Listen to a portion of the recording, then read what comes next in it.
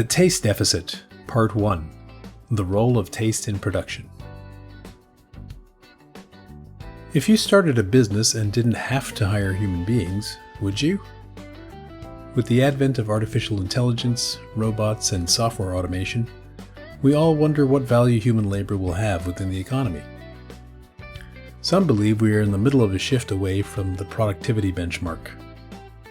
In his article entitled The Post-Productive Economy, Kevin Kelly succinctly lays down the essential context. Quote, "It's hard to shoehorn some of the most important things we do in life into the category of being productive. Generally, any task that can be measured by the metrics of productivity, output per hour, is a task we want automation to do. In short, productivity is for robots. Humans excel at wasting time, experimenting, playing, creating, and exploring. None of these fare well under the scrutiny of productivity. That is why science and art are so hard to fund. But they are also the foundation of long-term growth.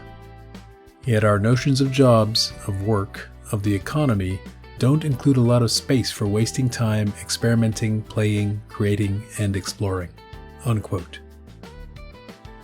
I'm not sure that he could have predicted just how much society would be upended by modern generative AI, but this is a remarkably germane observation for the modern age.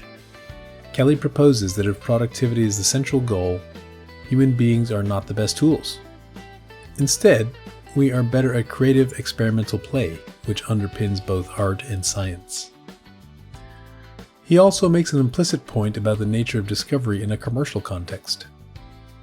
The electron was discovered by J.J. Thomson in 1897, but at the time had no practical use. Now, the modern world is completely underpinned by electronics, the economic value of which is vast and incalculable. Monet's impression Sunrise was panned by critics of his day, who dismissed it as not even a finished painting, coining the, at the time derisive term, Impressionism. It has now become the canonical work of the time used to mark the birth of the Impressionist movement, in which artists moved from simply capturing reality to capturing how reality feels. This novel abstraction is said to have made possible all of modern art. Our exploratory impulses play an important role in discovery, eventually surfacing the very downstream opportunities required to commercialize them. For now, humans are still the creative force that sparks the engine of productivity, making us commercially important at least in that regard. Phew! But now you're wondering if AI will eventually also develop an affinity for play, exploration, and discovery, taking aim at the need for our creative sparks as well. Let's stick a pin in that for the moment. It's the subject of Part 2. From spark to substance. It should be noted that this kind of creative discovery manifests itself cyclically throughout commercial processes, not just at the outset, even though the inspiration that occurs during the conception phase is more obvious. The production process is also peppered with investigations, experiments, explorations, flashes of creativity, and intuitive decisions. Teams continuously improve the usability of their designs. Prototypes are created to prove out concepts and reduce risk. Curiosities are investigated and dark paths are dropped in favor of ones that show promise. Intuition is applied. Conception and production are both rife with endless gut-checking, nod-gathering, and exploration of the unknown. We have a tendency to tout productivity as the essential difference maker for the entire endeavor, but I'd argue that this tight cycle of incremental ideas and experimentation is just as important. Human intuitions based on the team's values, experience, cultural conditioning, and internally held purpose for the work are implicitly and repeatedly brought to bear. This is essentially an ongoing application of taste, the continuous incarnation and integration of the subjective into a commercial product or service. Taste is an emergent property of everything you are. All that you've ever pondered, experienced, avoided, lamented, celebrated, learned, yearned for, or struggled through. There is also the collaborative aspect of taste within a work environment. that unpredictable chemistry of different human perspectives colliding. Taste infuses our work with uniqueness, scarcity, and innumerable aesthetic propositions, which, as we saw in the last article, all generate a sense of value. In the 1995 Lost interview by American journalist Robert Cringely for the PBS documentary Triumph of the Nerds, Steve Jobs claimed that a focus on content as opposed to the institutional process of production is what makes for great products. People get confused, companies get confused. When they start getting bigger, they want to replicate their initial success. And a lot of them think, well, somehow there's some magic in the process of how that success was created. So they start to try to institutionalize process across the company. And before very long, people get very confused that the process is the content. And that's ultimately the downfall of IBM. IBM has the best process people in the world. They just forgot about the content. And that's what happened a little bit at Apple, too. We had a lot of people who were great at management process. They just didn't have a clue as to the content. And in my career, I found that the best people, are the ones that really understand the content, and they're a pain in the butt to manage, But you put up with it because they're so great at the content. And that's what makes great products. It's not process, it's content. In the same interview, Jobs also proposes that the magic of a great product originates mostly from this meandering experimentation within the product's conceptual and physical architecture, as opposed to simply following on predictably from the initial creative spark.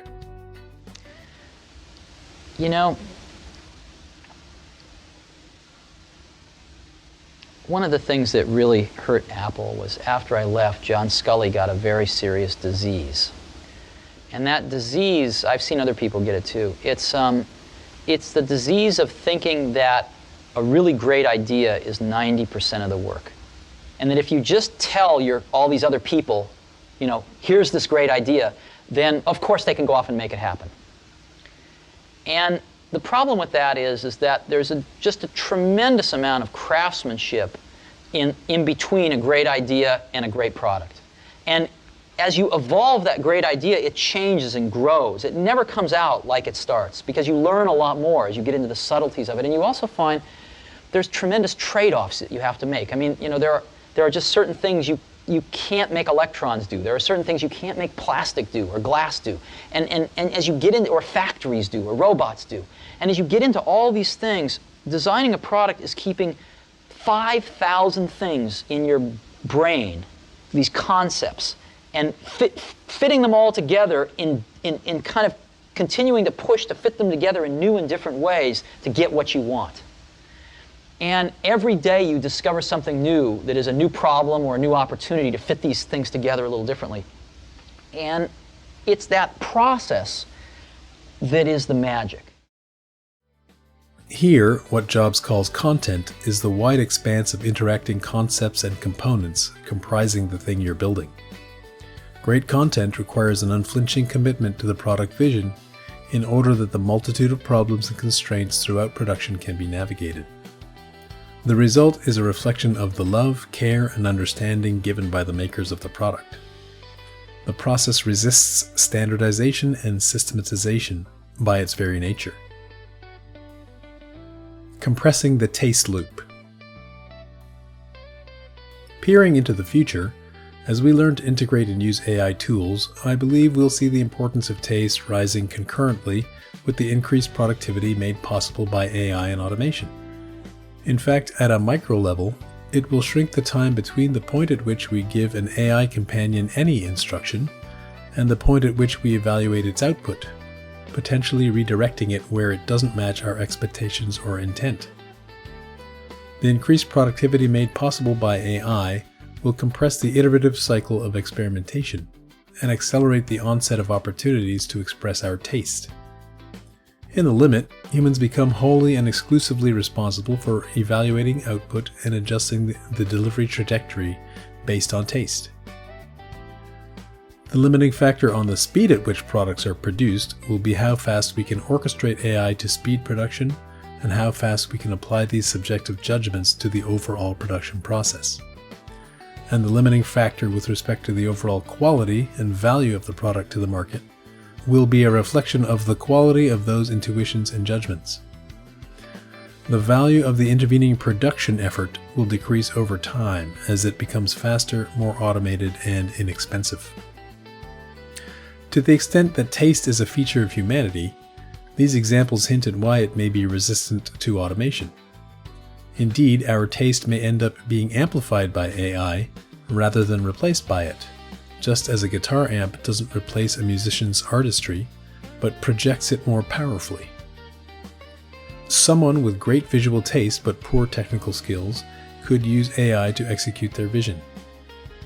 Someone with brilliant product ideas but weak marketing instincts could have AI handle social media execution while they focus on creative direction. Bad taste will also be amplified, but the market will cull this output from the herd. The rarity conundrum. As we saw in the last article, human beings value effort and rarity. I recall the subjective experience in the 1980s of hunting around for CDs of my favorite bands. I'd learn about an album, save up 3 to 4 weeks worth of allowance, trek to the record store each week to try to find it, bring it home to sit with the cover art and liner notes while I listened, and tell my friends about the whole experience. This has been replaced by a much less valuable feeling of, I can listen to any song at any time wherever I sit. But when was the last time you delighted in the experience of listening to a whole album? I also remember being completely mesmerized by my dad's home slideshows.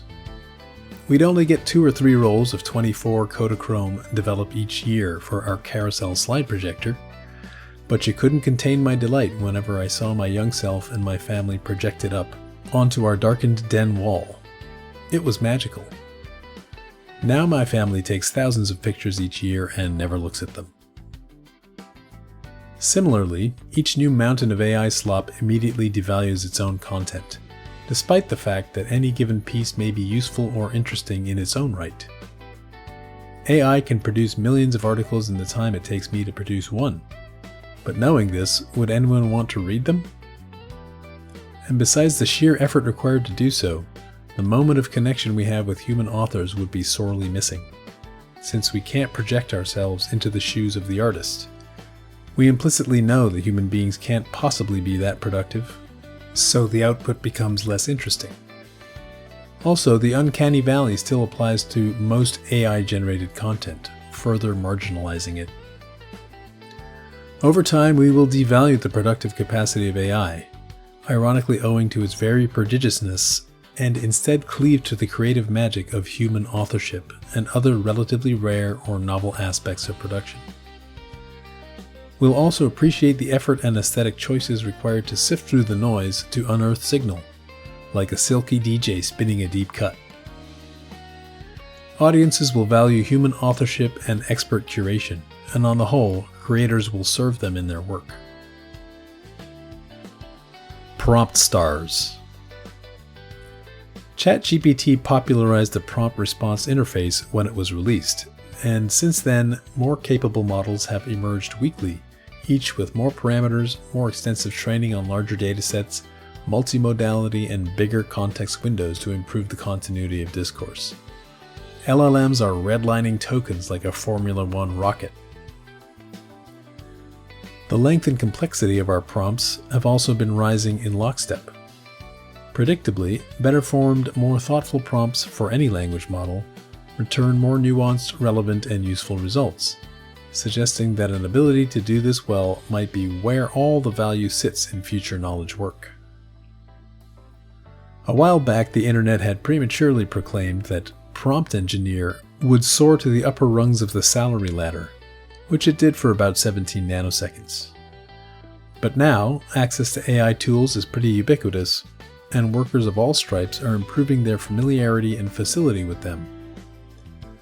Industry-specific experts additionally have domain and systems knowledge, giving them an advantage over generic prompt engineers.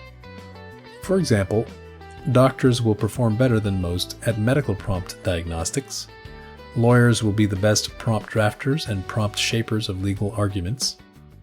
And software developers will become expert prompt code generators. All of these experts will direct AI, evaluate output, and redirect it using their perspective, expertise, and taste. It turns out that a prompt engineer is just an abstraction of the concept of expert prompter in my field. Workers will be expected to pair domain knowledge with their own experience and judgment, and understand how to drive AI to deliver the most value. As luck would have it, there will not be one prompt engineer to rule them all. As prompts become more elaborate, increasingly we will need better systems to manage the burgeoning libraries of our Glengarry prompts, those gems that we update and reuse on a regular basis to prime the LLMs for better performance. We'll also need an ability to update the context as our taste or vision changes. And if we start to view context as a representation of personal value in a commercial setting, then we'll need tools to protect our context files from misappropriation, along with other vectors of exploitation. Software developers and business analysts may be better at this than anyone else. Their jobs largely consist of deconstructing the intentions laid out in a requirements specification, translating them into code, and inoculating those systems against novice users and bad actors. In a sense, they convert a less precise English specification into a more precise code specification, from which working programs are then generated and secured. The precision of expressed intent required for good code mirrors the precision of expressed intent needed for a good prompt. Developers also have to prepare and respond to every potential runtime eventuality, no matter how remote its chances of occurring. This is structurally embodied within the branch points and exception handling keywords scattered throughout the code. When product owners say, "Thing X will never happen," the standard developer retort is, "Yeah, but what if it does?" This is because they need to put something after the else statement or into the exception catch block. A lifetime of deconstructing intent, organizing and expressing it precisely in code, and ensuring code completeness has primed developers to become the star prompters of our time. Manifesto as infrastructure. Developers also don't like to repeat themselves in code or otherwise, the DRY principle. They've already figured out how to take all of their favorite prompts and reuse them as an aggregate expression of their golden intent across all of their projects. More and more, this intent is collected within context files in their AI workspaces, the markdown format ascending to the lingua franca for expressing it. This includes the evolving product vision and goals, the architectural constraints, the UX design system specs, the preferred technical design patterns, coding standards, runtime performance criteria, roadmap, and expressions of known technical debt, all written in English or other human language, as opposed to code. Together, this shared context guides all of the future prompts used to evolve the system at any point in its lifecycle, including those used at the start when nothing is yet built. The context files are at once an expression of the taste and shared intent of the joint product development team. In no time at all, the obsessive among them took this to the extreme, using gigantic markdown files to painstakingly notate not just their preferences, but everything they had learned about good design, development, and testing over the course of their careers, serving this to the LLMs as initial reference context before the product brief even makes an appearance. I've linked an example of a large software development context file for the Claude LLM. While extensive, it's by no means complete, nor can it be considered to be correct, since that's largely a subjective determination. There are an infinite number of distinct solutions that correctly satisfy product requirements, each taking different paths to get there. Digital holy wars are fought over the subject of which way is best and why, mirroring the polarization of modern political discourse. Nevertheless, these context files are an attempt at a full expression of the very aesthetics of the prompter in question. Each developer has their own notion of what good looks like. When everyone has access to the models, Taste, as expressed in Markdown, is what makes one team's product different from that of another. I wouldn't be surprised if the contents of your taste files eventually became one of your differentiators as a job seeker. Context in the limit. This doesn't just apply to software development. The best among us in any field will be both opinionated about their taste and able to express it in a way that AI agents can understand and digest.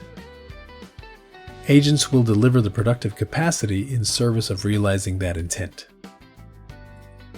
The fulsome externalization of taste within context files has the potential to make digital twins more compelling and valuable to their human counterparts.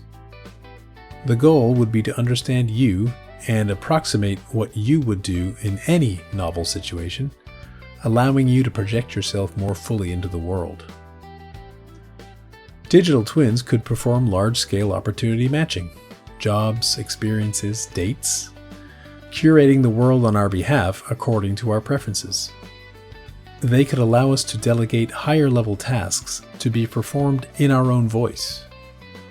Indeed, an AI that understands us can help us to rubber duck our own mindset, tackle our neuroses, and probe the landscape of our nascent ideas and intuitions for signal.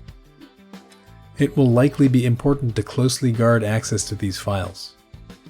Improper access might subject us to advertiser targeting, social marginalization, or political persecution.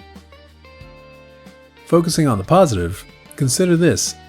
Healthy democracies require informed participation, but we can't expect citizens to internalize and digest the complex inputs required to cast an informed vote on every individual issue that might affect us, hence the need for a representative to cast votes on our behalf.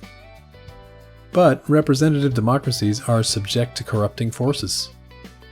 A digital twin might indeed make direct democracy possible, reading our context files and recommending or even voting, according to our taste and values after sifting through and evaluating the text of each proposed bill. Taste is a vital differentiator in commercial processes today and will become even more vital as AI automates production. In part 2 of this series, we'll discuss the difficulties of removing ourselves completely from the taste loop. See you then. Footnotes. 1. A typical construct for exception handling within code blocks looks something like this. Try, something I need to do. Catch, something went horribly wrong exception. And recover from that. This has been part 1 of episode 10 of the Somersold podcast, The Taste Deficit, the role of taste in production. Thanks for listening and as always for supporting our work on the channel.